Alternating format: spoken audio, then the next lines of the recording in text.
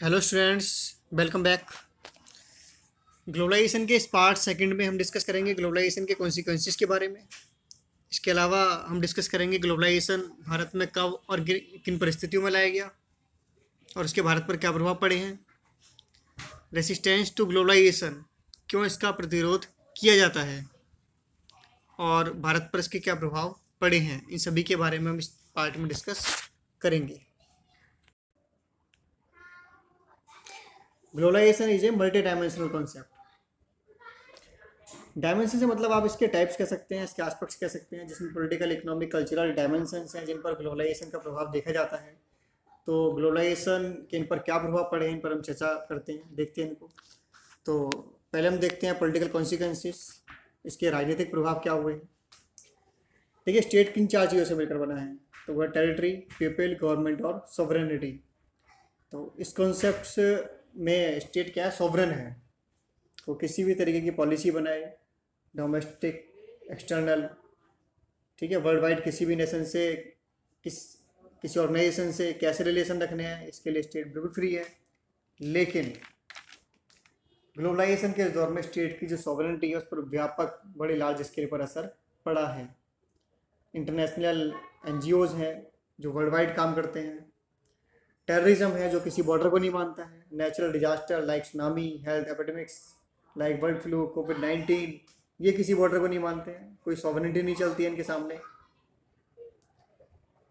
तो अब स्टेट केवल मात्र एक एक्टर नहीं रह गया है जो पहले माना जाता था, वह वन ऑफ द एक्टर है ग्लोबलाइजेशन इंटरनेशनलाइज्ड वर्ल्ड में। इसके साथ में साझा करते हैं जैसे ट्रांसनेशनल कॉरपोरेशंस हैं, इंटरनेशनल एनजीओज हैं, इंटरनेशनल ऑर्गेनाइजेशंस हैं, ठीक है, other kind of like social movement, global community, civil society, ये सभी स्टेट के साथ मिलकर ग्लोबल गवर्नेंस करते हैं। ठीक है, अब अकेले गवर्नेंस स्टेट की नहीं रह गई है, बल्कि इन सबके साथ मिलकर स्टेट को पॉलिसी बनाते समय इन सबको जो है साझा करना पड़ता है, इन सबके विचार भी सुनने पड़ते हैं, इन सबको साथ में लेकर चलना होता है। ठीक है, तो इसका दूसरे इसका असर जो है वेलफेयर स्टेट पर भी पड़ा है। अब स्टेट वेलफेयर स्टेट से मिनिमाइज्ड स्टेट की तरफ बढ़ रहा है। सरकार का जो कामकाज है अब वो सिर्फ सिक्योरिटी तक ही सीमित होता जा रहा है। ठीक है, तो जो ऊपर से आदेश आता है आईएमएफ, वर्ल्ड बैंक से, उसमें यूएसए का बड़ा रोल प्ले होता है कि आप सोशल वेलफेयर जो है आप जो है कम करिए, आप अपना फिजिकल डिफिशिएट कम करिए, तभी आपको लोन देंगे। ठीक है, तो मीन्स खास तौर पर डेवलपिंग कंट्रीज़ जो आईएमएफ, वर्ल्ड बैंक है, उनकी कंडीशंस हमको माननी होती है इन डेवलपिंग कंट्रीज़ को, जिसमें उन्हें सब्सिडीज़ कम करने, वेलफेयर के कामों को अपने हाथ से खींचने के लिए उनको कहा जाता है। इन्हीं शर्तों पर उनको लोन मिलता है डेवलपिंग कंट्रीज़ को, जिस वजह से वेलफेयर स्टेट से मिनिमाइज स्टेट की तरफ स्टेट्स जो है कन्वर्ट हो रहे हैं, और उनकी सॉवरेनिटी पर इसका बड़ा प्रभाव देखने को मिल रहा है, क्योंकि ऐसी स्थिति में स्टेट फुली डिसीजन लेने की स्थिति में नहीं रह गए हैं। इसके अलावा एमएनसीज की पावर बहुत बढ़ गई है। अब गवर्नमेंट पॉलिसी बनाते समय इंटरनेशनल एजेंसीज को अवॉइड नहीं कर सकती। आईएमएफ, वर्ल्ड बैंक की कंडीशंस को गवर्नमेंट को मानना पड़ता है, जिसमें एमएनसीज की फेवर में कंडीशंस होती हैं। भारत को 91 में लिबरलाइजेशन का प्रोसेस आईएमएफ, वर्ल्ड बैंक के दबाव में लाना पड़ा, जिसमें भारत को लाइसेंसिंग सिस्टम जो था हमारे यहाँ उसको जो है ख़त्म करना पड़ा, ताकि एमएनसीज भारत आ सकें और अपने प्रोडक्शन जो है वो सेल कर सकें। तो एमएनसीज भारत के डिसीजन पर व्यापक रूप में, बड़े रूप में जो है असर डालती है। गवर्नमेंट अब अपने दम पर डिसीजन लेने में सक्षम नहीं रह गई है। इन एमएनसीज का प्रेशर गवर्नमेंट पर बड़े लार्ज स्केल पर होता है। इसके अलावा ग्लोबलाइजेशन को न्यू इम्पीरियलिज्म के रूप में भी देखा जाता है। पहले डेवलप कंट्रीज़ ने सीधे तौर पर डेवलपिंग कंट्रीज़ को अपनी कॉलोनी बनाया, लंबे समय तक हमारा एक्सप्लॉयटेशन किया इन डेवलपिंग कंट्रीज़ का। अब जबकि ये देश आज़ाद हो गए हैं तो एक्सप्लॉयटेशन नए रूप में शुरू हो गया है, जिसे न्यू इम्पीरियलिज्म कहा जाता है, जिसमें वर्ल्ड के जो फाइनेंशियल इंस्टीट्यूशंस हैं जैसे IMF है, वर्ल्ड बैंक है, इनमें इन्हीं डेवलप कंट्रीज़ का ही कब्जा है, कंट्रोल है। ठीक है, वर्ल्ड की ऑलमोस्ट MNCs इन्हीं डेवलप कंट्रीज़ की हैं। और आज ये देश डेवलपिंग कंट्रीज़ को रॉ मटेरियल के सोर्स के रूप में देखते हैं, और फिर जो तैयार माल है, ठीक है, उसको भी कई गुना रेट पर इन्हीं डेवलपिंग कंट्रीज़ में खपाया जाता है। इसके अलावा ग्लोबलाइजेशन ने नॉर्थ और साउथ मीन्स डेवलप और डेवलपिंग के बीच की गैपिंग को भी बहुत ज़्यादा बढ़ाया है। ठीक है, नॉर्थ की जो कंट्रीज़ हैं हम जानते हैं उनको डेवलप कंट्रीज़, और साउथ की कंट्रीज़ कौन सी है, डेवलपिंग कंट्रीज। तो नॉर्थ की जो कंट्रीज़ हैं साउथ की कंट्रीज़ को बड़े बाजार के रूप में देखती हैं। IMF वर्ल्ड बैंक पर इन्हीं नॉर्थ कंट्रीज़ का कब्जा है। इन फाइनेंशियल इंस्टीट्यूशंस में इन्हीं डेवलप नॉर्थ कंट्रीज़ का पैसा लगा हुआ है, जो IMF वर्ल्ड बैंक है, और इन्हीं के द्वारा बनाई गई जो कंडीशंस हैं वो IMF वर्ल्ड बैंक में लागू होती हैं। और जो टेक्नोलॉजी है वो भी इन डेवलपिंग कंट्रीज़ को काफ़ी महंगे दामों पर मिलती है। तो इस तरीके से साउथ के जो गरीब देश हैं वो और ज़्यादा गरीब होते जा रहे हैं, और नॉर्थ के जो अमीर देश है वो और बहुत ज़्यादा अमीर होते जा रहे हैं, और ये गैपिंग जो है वो बढ़ती जा रही है। Economic globalization involves many actors other than IMF WTO। Economic globalization में IMF WTO के अलावा भी बहुत से एक्टर्स इन्वॉल्व होते हैं। IMF WTO की पॉलिसीज़ पर सीधे सीधे डेवलप कंट्रीज़ MNCs का प्रभाव रहता है, और ये डेवलपिंग कंट्रीज़ को एक रॉ मटेरियल के सोर्स के रूप में देखते हैं, जैसे कि हम पहले ही बात कर चुके हैं, और एक मार्केट के रूप में इनको देखते हैं जहाँ अपना प्रोडक्शन खपा सकें। तो इस तरह ग्लोबलाइजेशन बहुत कम देशों के लिए फ़ायदेमंद साबित हुआ है, जबकि ज़्यादातर देश इससे नुकसान में हैं, जिसमें ऑलमोस्ट क्या है, डेवलपिंग कंट्रीज़ हैं। MNCs सिर्फ अपने प्रोडक्शन को सेल करने तक ही सीमित नहीं, बल्कि ये जो डेवलपिंग कंट्रीज़ हैं इनके नेचुरल रिसोर्सेज का भी भरपूर दोहन करती हैं, उनका एक्सप्लॉइट करती हैं। भारत का ही हम एग्जांपल लें तो ज़्यादातर MNCs कुछ ही क्षेत्रों में लगाई गई हैं, जैसे कि महाराष्ट्र है, वेस्ट बंगाल, दिल्ली, गुड़गांव। तो जिससे क्या होता है, रीजनल इम्बैलेंस होता है, और ये कहाँ पर अपनी कंपनी इस्टेब्लिश करती हैं, जहाँ पर इनको मैक्सिमम जो है फ़ायदा हो, जहाँ सस्ते दामों पर इनको जो है रॉ मटेरियल अवेलेबल हो और सस्ती लेबर इनको अवेलेबल हो जाए। तो इस तरीके से इनका प्रभाव जो है स्मॉल इंडस्ट्रीज़ पर पड़ता है उस देश की, जो डेवलपिंग कंट्रीज़ के लिए जो है घातक सिद्ध हुए हैं। ठीक है, वर्ल्ड ट्रेड ऑर्गेनाइजेशन बनने के बाद से इंटरनेशनल ट्रेड कई गुना बढ़ गया है। जिस रेट से इंटरनेशनल प्रोडक्शन हो रहा है कमोडिटीज़ का, उससे डबल रेट से इंटरनेशनल ट्रेड हो रहा है। और एक फिगर देखें तो 629 मिलियन डॉलर था ट्रेड 1960 में, जो कि 2018 में 20,000 मिलियन डॉलर हो गया, मतलब 32 टाइम्स बढ़ चुका है। ठीक है, तो इस तरीके से ट्रेड बहुत ज़्यादा बढ़ा है। सर्विसेज का भी ट्रेंड बहुत ज़्यादा बढ़ गया है। इसके अलावा जैसा कि हम पहले ही बात कर चुके हैं कि प्रोडक्शन जो आप यूज कर रहे हैं वो जो जैसे आप मोबाइल यूज कर रहे हैं तो वो हो सकता है उसका पार्ट्स 10 कंट्रीज़ में बने हों, उसके मैन्युफैक्चर हुए हों, असेंबलिंग किसी अलग कंट्री में हुई हो। तो इस प्रकार कम्युनिटीज़ का जो फ्लो है वो बहुत ज़्यादा बढ़ गया है, रेस्ट्रिक्शंस ख़त्म होती जा रही हैं। तो इस तरीके से ग्लोबलाइजेशन ने पूरे विश्व को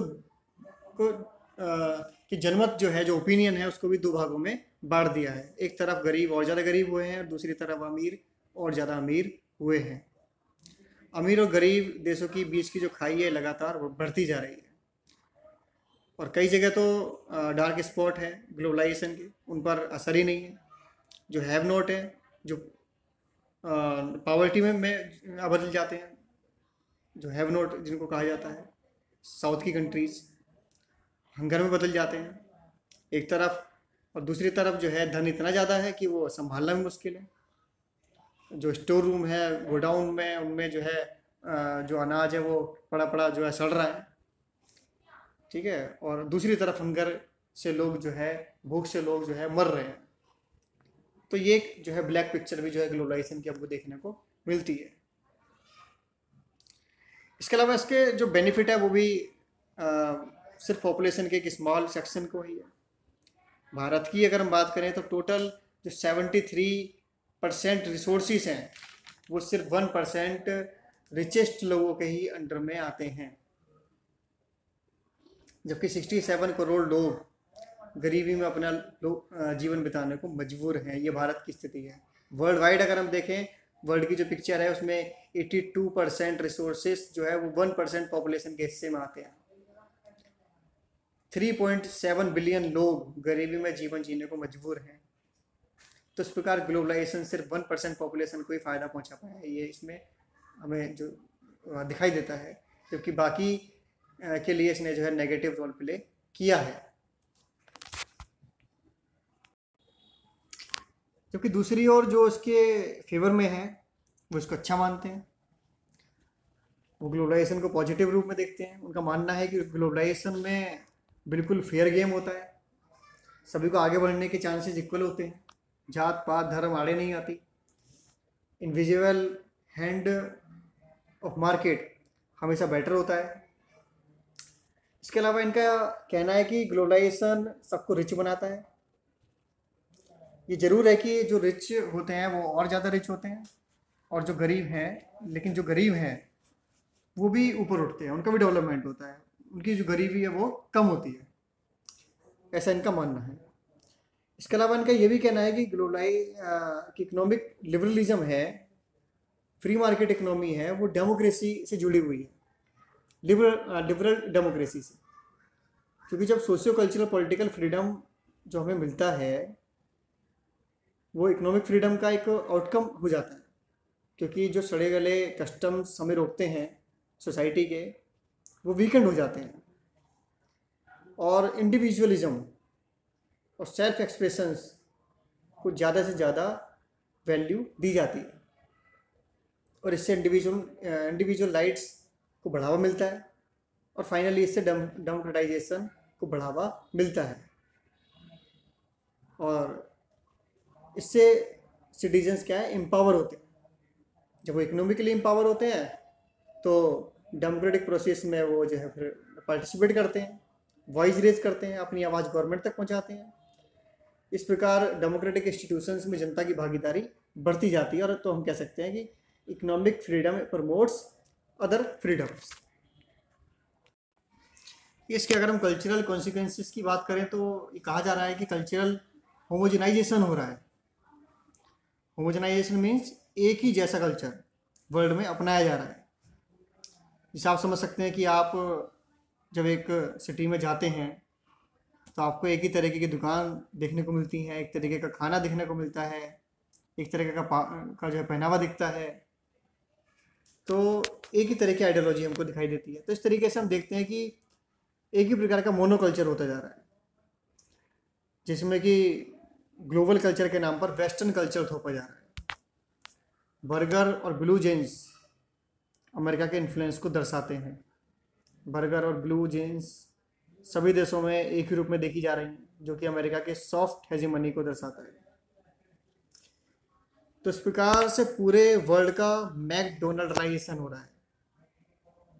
पूरे विश्व में एक ही जैसे मैकडोनल्ड्स की शॉप्स, उसका बर्गर हमको देखने को मिलता है, जो ना सिर्फ पुअर कंट्रीज़ के लिए खतरा है बल्कि टोटल ह्यूमैनिटी के लिए खतरनाक है, क्योंकि जो लोग इन्हें अफोर्ड नहीं कर पाते वो इन्हें देखकर दुखी होते हैं, अफसास से गिर जाते हैं, उन्हें लगने लगता है कि ये बहुत पिछड़ी हुई स्थिति में है। तो इस प्रकार कल्चरल होमोजेनाइजेशन पूरी ह्यूमैनिटी के लिए खतरा पैदा करता है। इसका दूसरा एस्पेक्ट है हेट्रोजेनाइजेशन। कई लोगों का कहना है कि इससे कल्चरल डाइवर्सिटी को बढ़ावा मिला है। जो लोकल कल्चर हैं अब वो ज़्यादा कंसेंसस हो रहे हैं, इससे हमारी चॉइस को बढ़ावा मिल रहा है। अब हमारे लिए ऑप्शंस बढ़ गए हैं। बर्गर मसाला डोसा का सब्स्टिट्यूट नहीं है भाई। जिसे मसाला डोसा पसंद है वो मसाला डोसा ही खाएगा, वो बर्गर नहीं खाएगा। तो इस तरीके से हमारी जो चॉइसेस हैं वो बढ़ गई हैं। इसके अलावा कल्चरल डाइवर्सिटी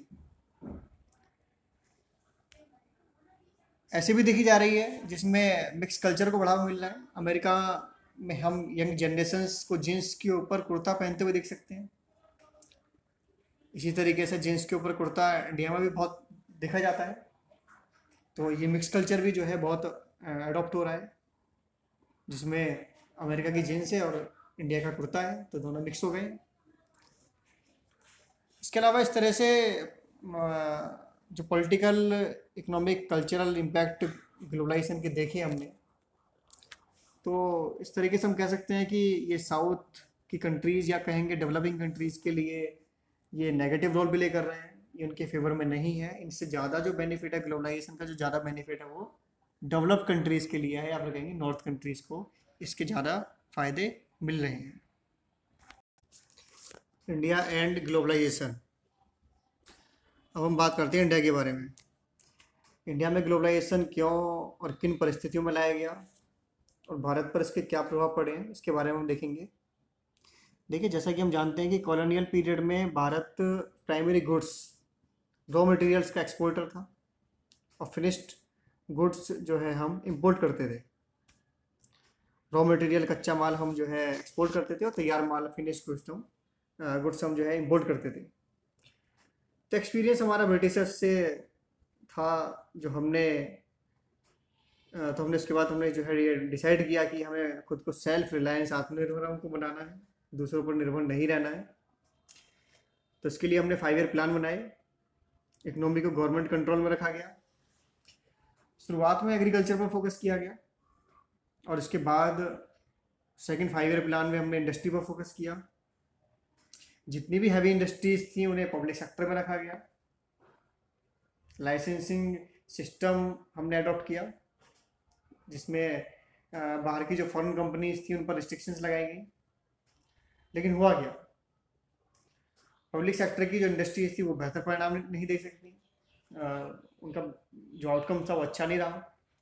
5 ईयर प्लान जो है बहुत सक्सेस नहीं रही। अनएम्प्लॉयमेंट बहुत ज़्यादा बढ़ गया। बैलेंस ऑफ पेमेंट जो था वो नेगेटिव रहा, जिस वजह से इकोनॉमिक क्राइसिस जो था वो बढ़ता गया। बैलेंस ऑफ पेमेंट क्या होता है, देखिए ये होता है, आप एक्सपोर्ट करते हैं, इंपोर्ट करते हैं, उसका ट्रांजैक्शन रिकॉर्ड। तो भारत इंपोर्ट बहुत ज़्यादा कर रहा था और एक्सपोर्ट हमारा बहुत कम था। इस वजह से इकोनॉमी पर बोझ बढ़ता गया।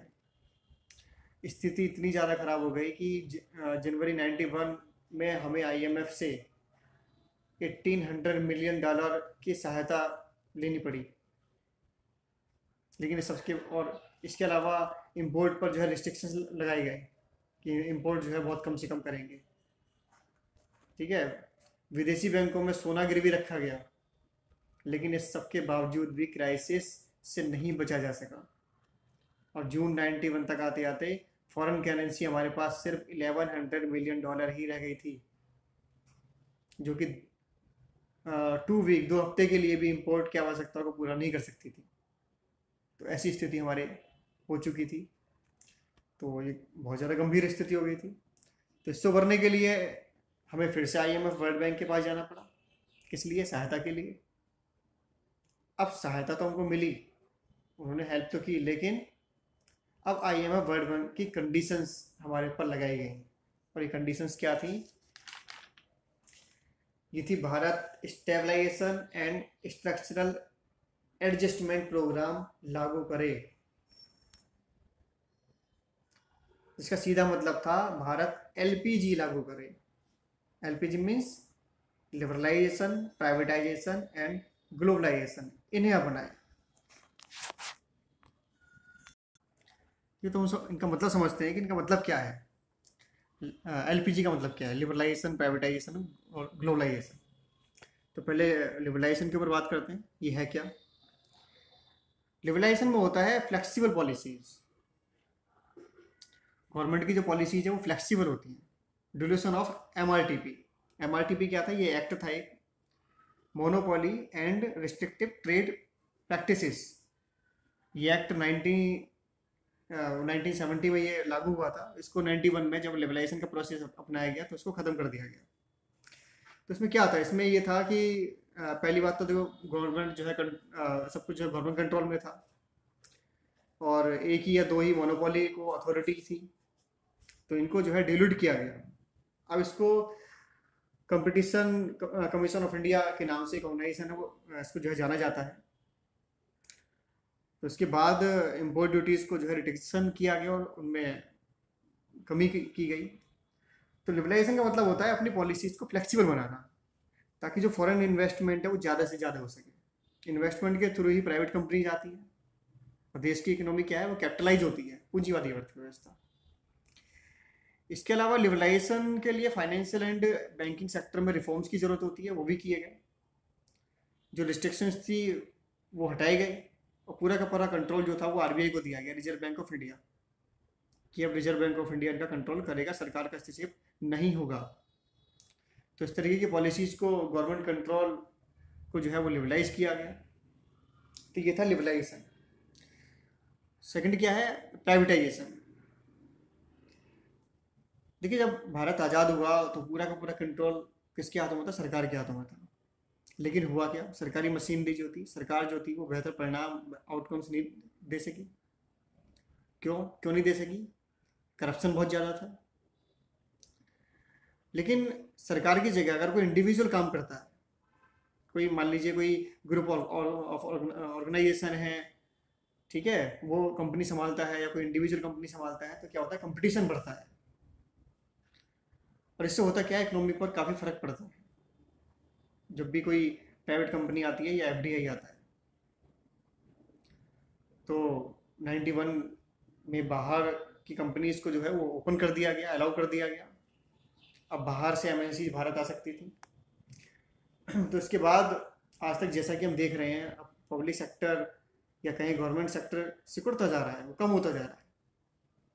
ठीक है, आज आप देख रहे हैं बिजली जो है प्राइवेट हो चुकी है, रेलवे में, पब्लिक सेक्टर में, और जितने भी गवर्नमेंट अथॉरिटीज़ हम देखते हैं उनमें ज़्यादातर जो काम है वो कैसे होता है?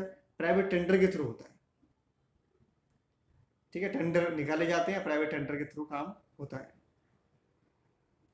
तो मतलब जो है प्राइवेट सेक्टर का जो है लगातार हम देख रहे हैं एक्सपेंशन हो रहा है, और पब्लिक सेक्टर जो है वो कम होता जा रहा है। Third is globalization. देखिए, एक ग्लोबल फाइनेंस सिस्टम होता है जिसकी वजह से सारी के सारी कंट्रीज की इकोनॉमी एक दूसरे से जुड़ जाती है, कनेक्ट हो जाती है, नेटवर्क ऑफ कम्युनिकेशन के थ्रू। दुनिया की हर कंपनी हर कंट्री में इन्वेस्ट करती है, और ये कंपनियां हर कंट्री के स्टॉक एक्सचेंज में भी लिस्टेड है। इसका मतलब ये है कि हम ग्लोबली कनेक्टेड हैं। किसके थ्रू? इंटरनेट के थ्रू। ये जो आप देखते हैं शेयर मार्केट में पॉइंट्स ऊपर जा रहे हैं, नीचे जा रहे हैं, ये सब कैसे? इंटरनेट से कनेक्टेड है, ऑनलाइन ट्रांजेक्शन्स होते हैं। तो ग्लोबलाइजेशन का मतलब क्या हुआ? कि आप आसानी से ट्रेड कर सकते हैं, कोई भी कंपनी है किसी भी कंट्री से आसानी से ट्रेड हो सकता है। तो एलपीजी बेसिकली देखा जाए कि क्या है? कैपिटल इकोनॉमी को ही ये डिनोट करता है। अब हम बात करते हैं रेसिस्टेंस टू ग्लोबलाइजेशन के बारे में। ग्लोबलाइजेशन को क्रिटिसाइज जो है वो राइटिस्ट और लेफ्टिस्ट दोनों के द्वारा किया गया है, दोनों ही इसको क्रिटिसाइज करते हैं। तो देखिए, राइटिस्ट जो है वो कैपिटलिज्म को तो सपोर्ट करते हैं, लेकिन कल्चरल होमोजेनाइजेशन के खिलाफ है। इनके अनुसार कल्चर डिस्ट्रक्ट हो रहा है लोकल लोगों का, और वेस्टर्न कल्चर जो है वो हावी होता जा रहा है। चाहे वो खाने पीने की चीज़ें हों, जैसे कोका कोला, पेप्सी, मैकडॉनल्ड्स का बर्गर है, पिज्ज़ा है। इसके अलावा वेस्टर्न ड्रेसेस हैं, ये सभी जो है बड़ा असर डाल रहे हैं हमारी जो कल्चर है। इसके अलावा वैलेंटाइन डे मनाया जाता है। तो इस प्रकार से ये सारे सभी चीज़ें जो हैं, ये जो हमारा कल्चर है उस पर जो है नेगेटिव इम्पैक्ट को इन्होंने बढ़ावा दिया है, ऐसा राइटिस्ट मानते हैं। दूसरी तरफ जो है लेफ्टिस्ट जो है, ये मार्क्सिस्ट जो थे उनके फॉलोवर्स हैं, और ये उनका व्यूज हम कह सकते हैं। तो इन्होंने भी कई तरीके से आलोचना की है ग्लोबलाइजेशन की। तो ये ग्लोबलाइजेशन एज न्यू इंपीरियलिज्म के तौर पर इसको देखते हैं, जिसमें वर्ल्ड एजेंसी जैसे IMF है, वर्ल्ड बैंक है, इनके माध्यम से ये जो डेवलपिंग कंट्रीज का लगातार एक्सप्लॉयटेशन कर रहे हैं। जो डेवलप कंट्रीज हैं वो IMF, वर्ल्ड बैंक जो एजेंसीज हैं उनको माध्यम बनाकर, उनको मीडिएट बनाकर जो है डेवलपिंग कंट्रीज का एक्सप्लॉयट ये कर रही हैं। MNCs डेवलपिंग कंट्रीज के नेचुरल रिसोर्सेज पर अपना कब्जा जमा लेती हैं। इन कंट्रीज के जो पॉलिसीज हैं उनको इफेक्ट करती हैं। कोई भी जो डेवलपिंग कंट्रीज हैं वो इतने सक्षम नहीं रह गई हैं क्योंकि कि वो अपना कोई जो फ्रीली जो है वो डिसीजन ले सके।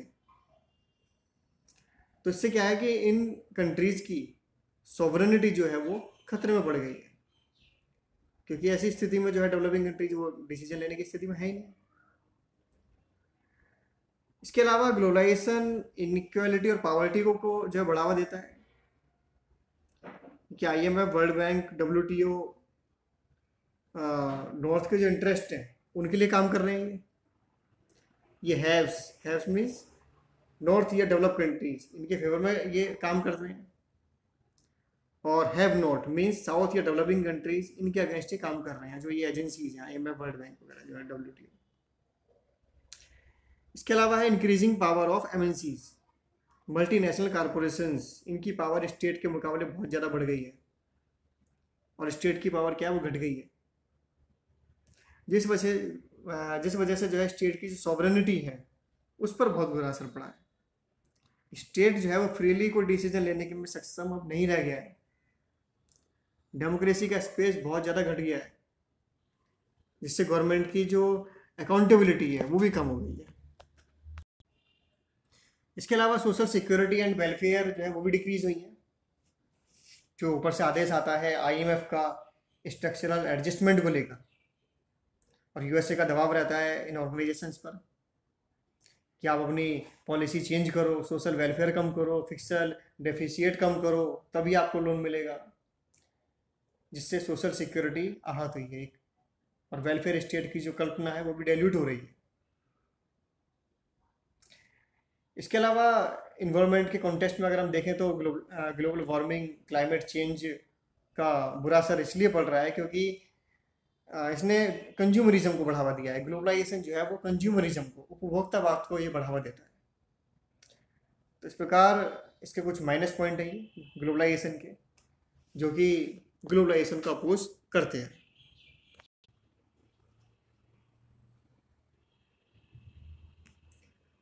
देखिए, भारत में भी इसका विरोध हुआ है ग्लोबलाइजेशन का।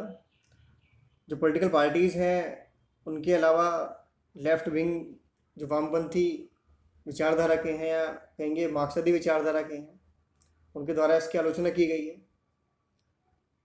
इसके अलावा इंडियन सोशल फोरम है, उसने भी ग्लोबलाइजेशन को जो है क्रिटिसाइज़ किया है और भारत में ग्लोबलाइजेशन के खिलाफ जो है अपनी आवाज़ बुलंद की है। इनके अलावा ट्रेड यूनियंस हैं, फार्मर्स हैं, उनके द्वारा भी ग्लोबलाइजेशन का अपोज किया गया है, क्योंकि ज़्यादातर जो पब्लिक सेक्टर की कंपनियां या तो बंद हो चुकी हैं या फिर बंद होने के कगार पर हैं। और MNCs की जो पॉलिसीज़ हैं वो वर्कर्स के फेवर में नहीं है। MNCs में पब्लिक सेक्टर की तरह जॉब सिक्योरिटी, वर्कर्स की लाइफ और उसकी फैमिली सिक्योरिटी जैसी चीज़ें नहीं है। तो इसलिए ट्रेड यूनियन द्वारा इनको क्रिटिसाइज किया जा रहा है। इसके अलावा फार्मर्स ही जो है वो MNC के चंगुल में लोन लेकर फंस चुके हैं। जब ये किसान कर्जे में फंसते गए तो इन्होंने सुसाइड करना शुरू कर दिया। किसानों को जो है तरह तरह की सब्सिडीज जो है गवर्नमेंट के द्वारा दी जाती है, आप देखते हैं, लेकिन IMF या MNC इसके फेवर में नहीं है और इनके दबाव में जो है सरकार को अपने कदम जो है वो पीछे खींचने पड़ते हैं। उनको जो वेलफेयर है उसको जो है रोकना पड़ता है उन स्कीम्स को, और इस वजह से सरकार जो है वेलफेयर का काम नहीं कर पा रही है। इसके अलावा पॉलिटिकल राइटिस्ट हैं, उनके द्वारा भी इसको जो है क्रिटिसाइज़ किया गया है ग्लोबलाइजेशन को।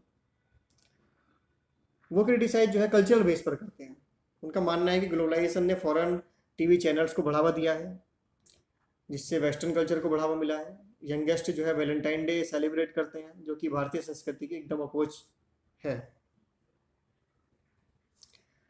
स्कूल कॉलेज की गर्ल्स जो है वेस्टर्न ड्रेसेस पहन रही हैं, जिससे भारतीय संस्कृति पर बड़ा नेगेटिव इम्पैक्ट हुआ है। तो इस सब पॉइंट्स को लेकर लेफ्टिस्ट और राइटिस्ट जो है दोनों ही ग्लोबलाइजेशन को अपोज करते हैं। तो इस चैप्टर में इतना ही। Thanks, bye bye.